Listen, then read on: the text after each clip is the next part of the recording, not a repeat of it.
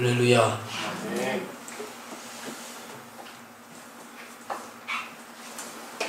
우리 대통령이 북한의 김정은 위원장과 두 번째 만남을 갖게 되었습니다. 점점 이 나라에 평화가 오게 되는 것을 보게 됩니다. 우리 하나님이 은혜를 베풀어 주시는 것이라 저는 그렇게 믿습니다. 분쟁하는 나라마다 망하게 되고 화해가 되지 않고서는 행복이 올 수가 없죠.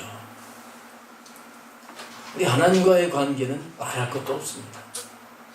우리 하나님과의 관계가 풀어지지 않은 가운데 어떻게 하나님 앞에 우리가 은혜를 입고 복을 받고 살겠어요? 하나님과의 관계가 아주 중요한 겁니다. 하나님과의 관계, 하나님과의 관계를 우리에게 알려주시는데 우리는 성경을 통해서 하나님의 원하시는 것을 바로 알고 하나님과 관계를 회복해야 됩니다. 그래서 우리가 이 땅에 사는 동안 정말 하나님이 원하시는 그런 삶을 살아야 돼요. 어느 한 부분의 말씀이 어느 한 부분의 말씀만 붙잡고 그렇게 신앙생활을 한다면 한쪽은 알지도 못한 채 그렇게 살지 못한다면 이렇게 저울이 기울어지듯이 기울어진 모습이 되겠죠. 우리는 균형 잡힌 신앙을 가져야 됩니다. 아버지께서 원하시는 신앙을 가져야 돼요. 그 가운데 중요한 것이 뭐냐면 예배입니다. 예배. 하나님이 원하시는 그런 온전한 예배를 우리는 드릴 수 있어야 돼요. 이 예배는 하나님께서 이제 구약에서 이스라엘 백성들에게 제사로 이렇게 주신 거예요. 애굽에서 인도해내시고 그 백성들에게 하나님께서는 5가지 제사를 말씀하십니다. 이 5가지 제사를 골고루 다 드렸어야 되는 거예요. 오늘 우리에게는 제사가 예배로 바뀌어졌죠. 우리에게 원하시는 온전한 예배, 이거를 우리가 잘 알고 하나님을 섬길 수 있어야 되는 것입니다.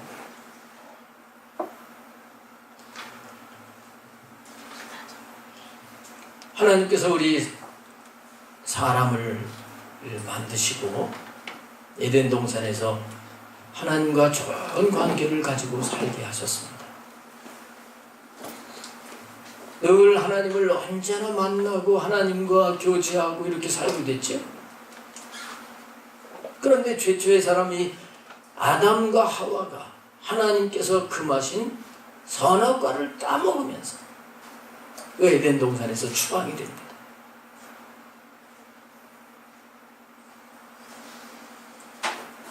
추방된 인간들은 추방이 됐음에도 불구하고 영이 있기 때문에 그 영의 욕구는 하나님을 찾게 되어 있습니다. 그리고 에덴 동산에서 하나님과 함께 하던 그 기쁨, 그 은혜를, 그 맛을 알기 때문에 타락한 인간들은 하나님께로 나갑니다. 하나님께로 나가요. 그 하나님께로 나가는 것이 바로 이제 제사지요, 제사. 근데 하나님께서 타락한 인간들에게 너희들 제사를 이렇게 드리면서 나에게 와라 이렇게 말씀을 하시지 않았습니다. 그냥 쫓아버리시고 말았어요. 그러나 인간들은 자기 방식으로 하나님 앞에 나가는 겁니다. 성경의 최초의 제사가 창세기 4장에 나오죠. 창세기 4장 3절부터 보면 아담의 두 아들 가인과 아벨이 하나님 앞에 제사를 드려요. 그런데 가인의 예배는 하나님이 받지 아니하시고 아벨의 예배만 받으시고, 성경에는 너희들 나한테 이렇게 제사를 드리라 이렇게 말씀하신 게 없습니다. 자기 방식대로 드렸는데 어떻게 이제 아벨은 하나님이 받으시는 예배를 드렸던 거예요.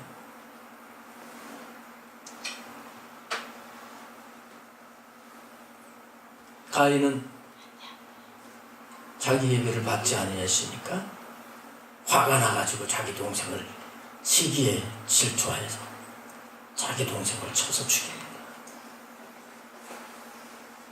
이제는 살인자밖에 남지 않았어요. 아담에게 살인자밖에 남지 않았어요. 그래서 하나님께서 세 번째 아들 누구를 주십니까? 세 번째 아들 셋을 주셨어요.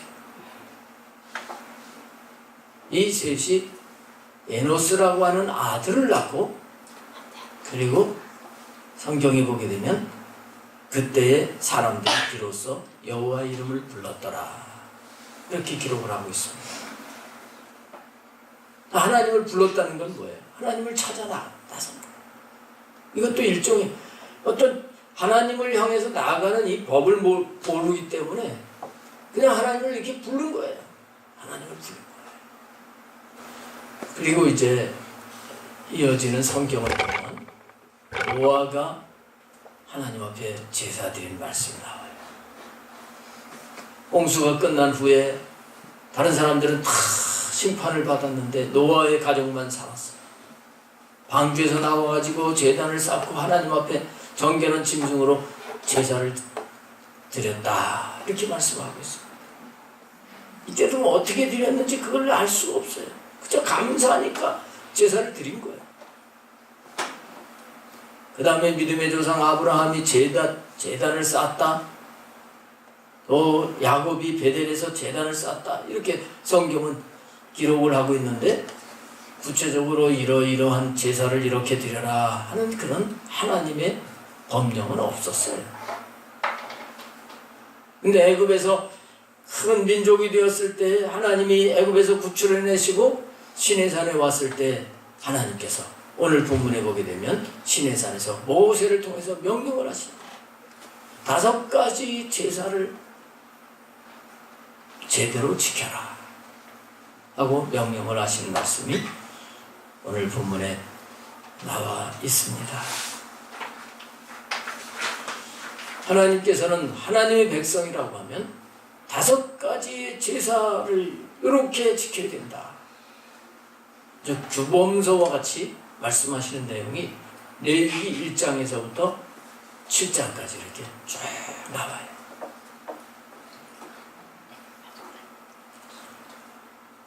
이 제사를 통해서 하나님의 백성들은 하나님을 찾아 나서거든요. 그래서 하나님을 만나게 되고 더 나아가서 하나님과 교제할 수 있게 하시려고 하나님은 교과서와 같이 제사 드리는 것을 자세하게 이렇게 말씀을 하십니다. 이 방법대로 이스라엘 백성들은 제사를 드렸어야 되는 겁니다. 자, 그러면 오늘 우리는 어떨까? 오늘 우리는 예수님이 십자가에 죽으심으로 인해서 이 제사의 방법은 개혁이 됐습니다. 히브리서 9장에 보면 분명히 그렇게 말씀을 하고 있어요. 예수님도 제사를 드리라 그렇게 말씀을 하지 아니하시고 하나님 앞에 영과 진리로 예배를 드려라 이렇게 말씀을 하셨습니다. 그러나 우리가 알아야 될 것은 뭐냐면 제사의 종류 5가지 제사의 이 종류를 주신 그 하나님의 마음, 하나님의 정신, 이 부분은 우리가 버리면 안 된다는 거예요. 예배로 바뀌었지만 우리가 이 예배가 5가지의 제사의 그런 예배가 균형 있게 드려져야 된다 하는 말씀입니다. 그럴 때 우리가 하나님과 바른 관계가 이루어질 수가 있음을 우리가 깨달아야 되는 거예요. 자, 그러기 위해서 오늘 5가지 제사를 좀 자세하게 우리가 배우는 시간을 가지려고 합니다. 여러분에게 자료를 나눠드렸는데 이거를 첫 페이지를 보시면서 우리 한번 5가지 제사가 어떤 것인가 하는 것을 살펴보도록 하겠습니다. 하나님께서는 5종 제사를 명령을 하신 것입니다. 명령은 지켜야 됩니까? 지켜야 됩니까? 지켜야 되는 거지요? 명령은 반드시 지켜야 되는 겁니다. 첫 번째를 속건제로 이렇게 순서를 만들었는데 성경에는 첫 번째가 번제, 그 다음에 소제, 화목제, 속죄제, 속건제 이렇게 되어 있습니다. 나중에 설명을 드리겠습니다만은 속건제 제사를 너무 지금까지 소홀하게 했고요. 사실은 속건제가 가장 중요한 제사라고 하는 겁니다. 그래서 제일 첫 번째가 두었습니다. 제사의 의미를 보시면 속건제와 속죄제는 하나님과 이웃 간의 단절된 관계를 회복하기 위한 제사다. 이 두 제사는 하나님과 이웃 간의 관계를 회복하기 위한 거예요. 여러분, 관계가 회복되지 않았는데 교제가 되겠습니까? 북한과 관계가 회복되지 않고 통일이 되겠어요? 통일이 될 수 없잖아요. 관계 회복이 먼저예요. 그래서 지금도 그렇게 진행되고 있잖아요. 하나님과 관계가 먼저 회복되어야 되는데 그러기 위해서 하나님은 속건제와 속죄제 제사를 드리도록 하신 겁니다. 그 다음에 번제, 소제, 화목제는 하나님과 깊고 친밀한 교제를 위한 제사로 하나님이 주신 거예요. 이렇게 나눌 수가 있습니다. 자, 그 다음에 요약 부분을 보시면 속건제는 하나님과 관계가 회복되는 것과 이웃과 관계가 회복되는 것이고 속죄제는 하나님과 관계만 회복되는 제사입니다. 번제는 헌신 예배가 되고 또 소제는 감사 예배가 되고 화목제는 화목을 위한 예배가 되는 것입니다. 자, 성격을 보시면 속건제와 속죄제는 의무제입니다. 의무제라고 하는 것은 이게 드려도 되고 안 드려도 되고 가는 제사가 아니에요. 의무니까 의무는 반드시 감당해야 되는 겁니다. 번제는 어떤 경우에는 자원에서 내가 드리고 싶어서 번제를 드릴 수 있는 경우도 있지만 의무적으로 드려야 되는, 하나님이 규례를 정하셔서 의무적으로 번제를 드리라고 하는 부분이 있습니다. 그러나 소제와 화목제는 자원제. 감사는 내가 감사할 마음이 생기면 언제든지 소제를 드리고 이렇게 할 수 있게 하신 거예요. 화목제도 마찬가지입니다.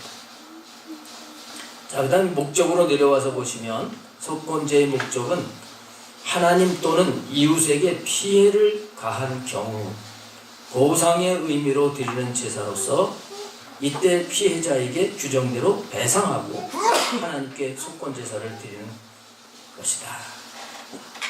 하나님에게 피해를 입힐 수 있습니다.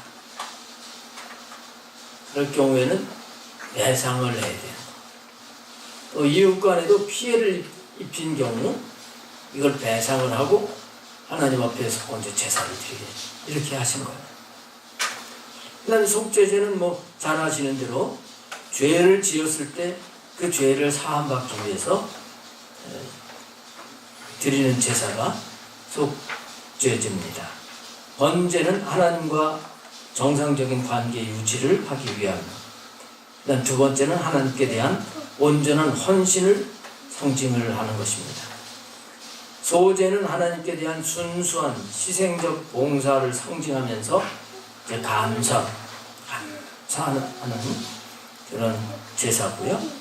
화목제는 하나님과 본인 사이의 화목과 친교, 또 제사장과의 관계도 화목이 목적입니다. 제물은 속건제는 흠없는 수양이 제물입니다. 그리고 속죄제는 이렇게 다양한 제물들이 쭉 있죠. 이건 그렇게 넘어가도록 하고요. 자, 하나님께서 이렇게 5가지 제사를 아주 자세하게 지키라고 말씀을 주신 거예요. 그런데 자, 오늘 보면 예배로 바뀌었지만 우리의 예배를 보게 된다고 하면 속죄제 제사는 그런 예배는 사실 많이 드렸어요. 그렇죠?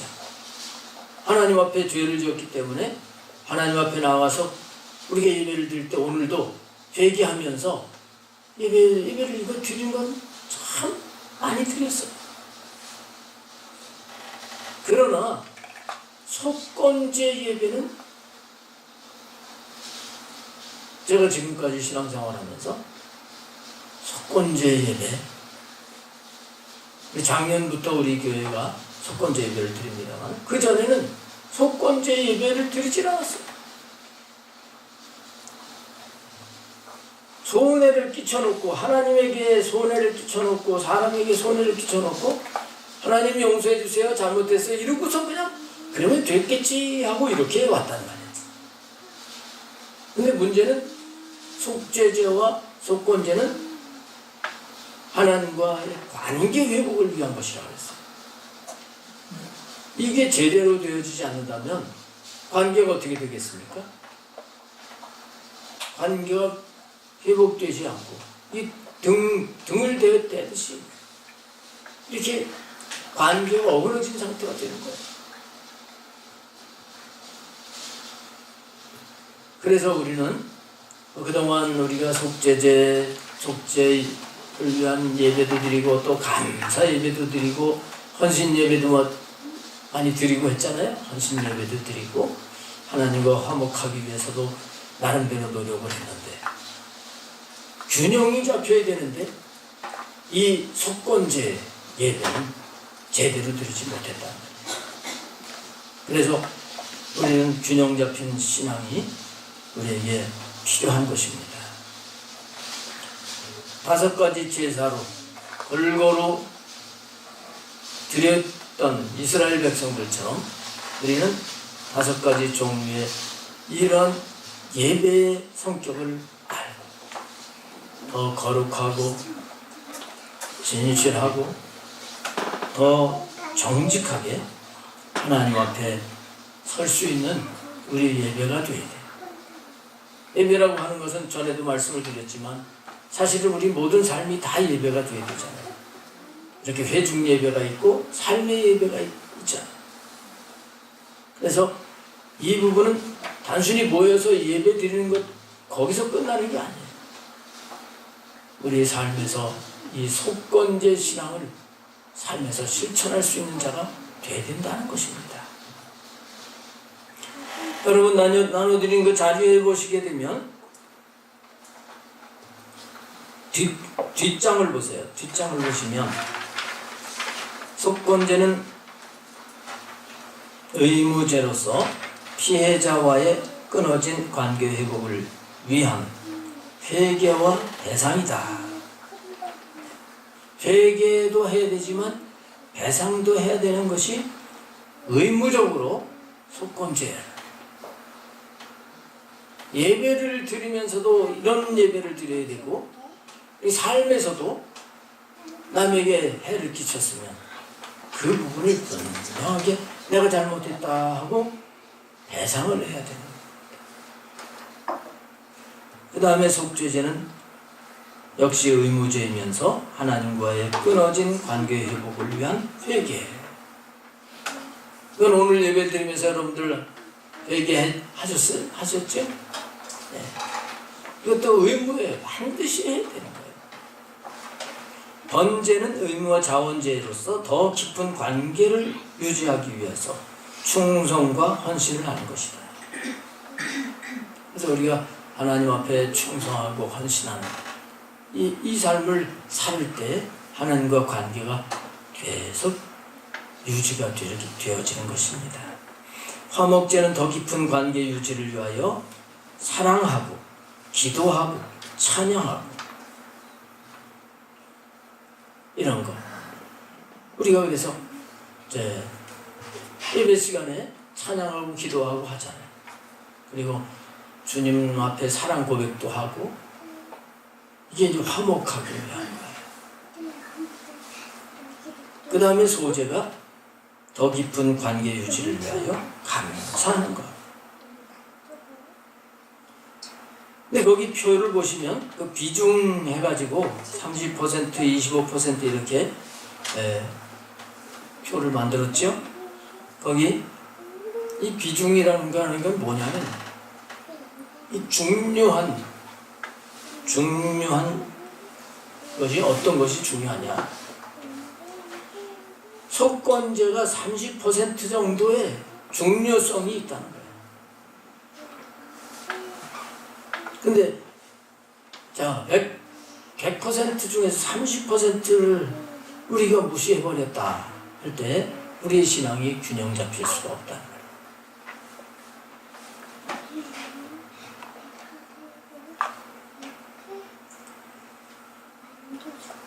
그래서 1번, 2번 속건제, 속죄제는 단절된 관계 회복을 위한 제사고, 번제, 화목제, 소제는 회복된 관계에서 더 깊은 관계로의 발전이기 때문에 먼저 단절된 관계 회복이 중요한 것이 되는 것이고요.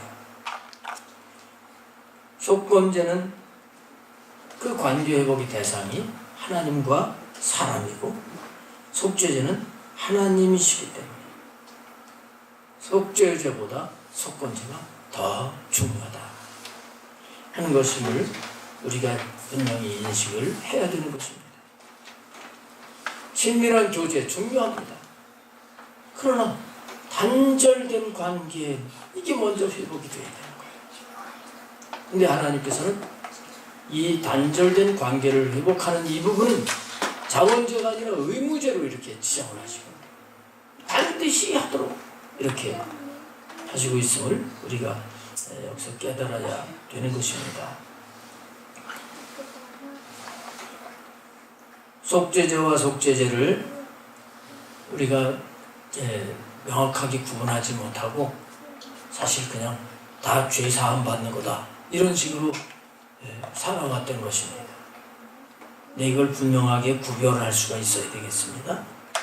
속죄제는 하나님과의 관계 회복을 위해서 하나님 말씀대로 살지 않은 이 부분을 처리하기 위한 건데 예수님이 십자가에서 이 부분을 담당을 하셨어요. 속죄 제물이 되어주셨어요.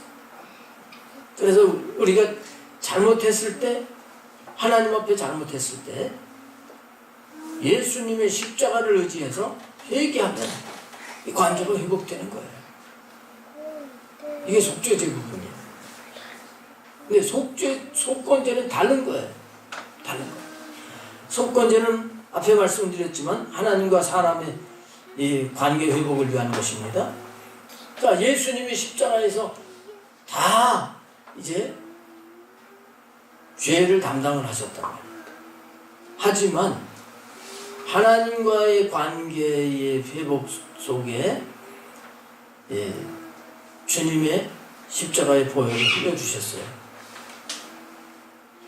그런데 사람과의 관계에서 내가 다른 사람에게 손해를 끼쳤다, 피해를 줬다고 할 때 이것이 그냥 내가 하나님 용서해 주세요. 주님의 보혈을 의지해서 얘기합니다. 이렇게 한다고 해서 이 사람과의 관계가 다 된 게 아니라는 거예요. 이 부분이 중요한 겁니다. 자, 이 부분에 대한 확실한 성경 말씀이 있어요. 그 말씀이 마태복음 5장 23절 말씀부터인데요. 예수님이 하신 말씀이죠. 그러므로 예물을 제단에 드리려다가 거기서 내 형제에게 원망 들을 만한 일이 있는 것이 생각나거든 예물을 제단 앞에 두고 먼저 가서 형제와 화목하고 그 후에 와서 예물을 드리라. 그리고 너를 고발하는 자와 함께 길에 있을 때에 급히 사화하라. 그 고발하는 자가 너를 재판관에게 내어주고 재판관이 옥리에게 내어주어 옥에 가둘까 염려하라. 진실로 내게 이르노니 네가 한 푼이라도 남김이 없이 다 갚기 전에는 결코 거기서 나오지 못하리라. 이렇게 분명히 예수님 말씀하셨어요. 그러니까 예물을 드린다는 건 하나님께 드리는 거잖아요. 하나님과 좋은 관계를 이루기 위한 겁니다.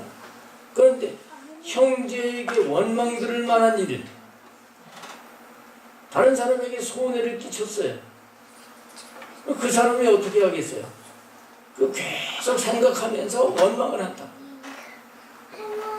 이런 것이 생각이 나면 예물 드리기 전에 먼저 그 예물을 놔두고 그 형제에게 가서 먼저 이 부분을 해결한 다음에 그리고 예물을 드려라. 주님이 이렇게 말씀하십니다. 여기에 첫 번째 부분입니다. 만약에 그래도 뭐 하나님께 예물 드리면 받으시겠지. 속건제를 제대로 안 드렸을 때 하나님과의 관계가 온전히 회복된 게 아니라는 것을 우리가 깨달아야 됩니다. 여기 계신 우리 성도님들은 다 나름대로 하나님 앞에 바로 서려고 죄를 지면 회개하고 하나님을 위해서 헌신하고 감사 예물도 드리고 신앙생활 나름대로 열심히 하셨어요. 그렇다면 하나님과 관계가 잘 돼서 하나님과 교제하고 하나님이 막 은혜와 복을 부어주시고 이런 삶이 돼야 될 텐데 왜 안 될까? 이런 생각 안 해보셨어요?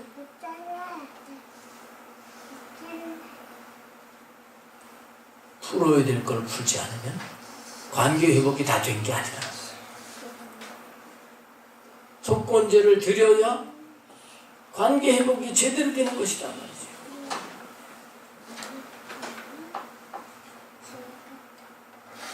우리가 주일을 빠지지 않고 예배를 드리고 또 수요 예배나 금요일 예배, 새벽 예배까지 빠지지 않고 드리는 건 귀한 거예요. 그러나 균형 잡힌 예배, 균형 잡힌 신앙이라고 하면 우리가 이 속건제의 신앙을 우리의 삶에서 실천을 해야 한다는 것입니다.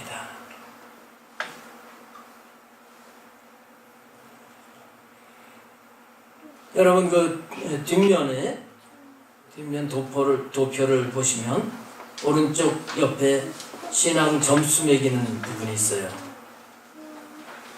한번 여러분들이 이 점수를 한번 대보셔야 돼요.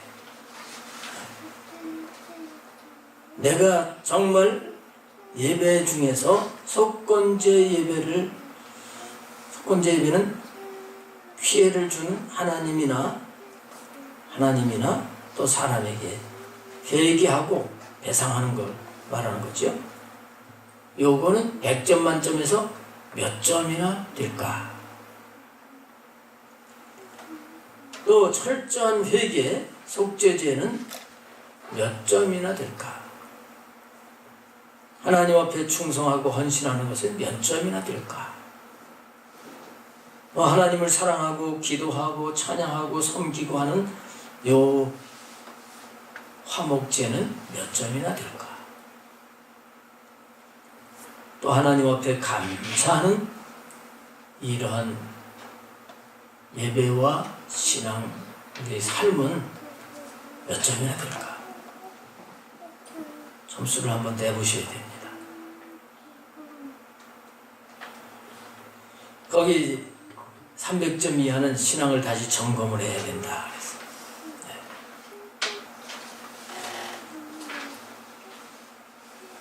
500점 만점인데 250점도 안 되는 분 혹시 있는지 모르겠습니다.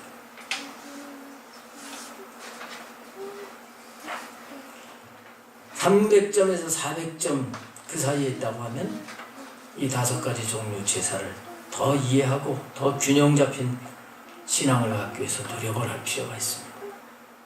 400점 이상이라고 할지라도 더 온전히 100점 만점 하나님 앞에 100점 만점을 받기 위해서 더 온전하게 힘써야 되겠어요.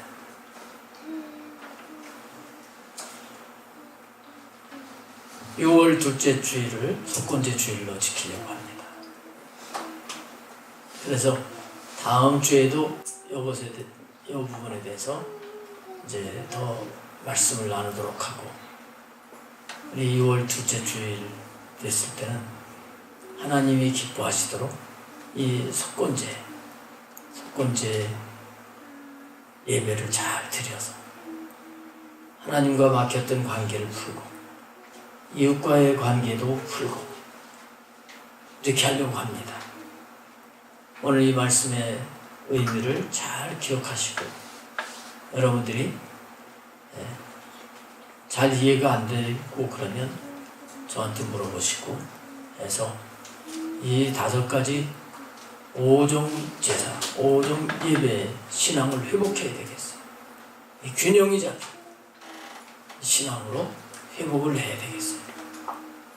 분명히 이것은 하나님 명령하신 거예요. 구원받은 하나님 백성이라면 5가지 제사를 드려라. 특별히 속건제와 속죄제는 의무제사. 해도 되고 안 해도 되는 게 아니에요. 어떻게 보면 자원제는 우리가 하나님 앞에 그래도 그런 예배를 드리는 부분이 많은데, 의무적으로 해야 될 것을 못하는 우리의 모습이었습니다.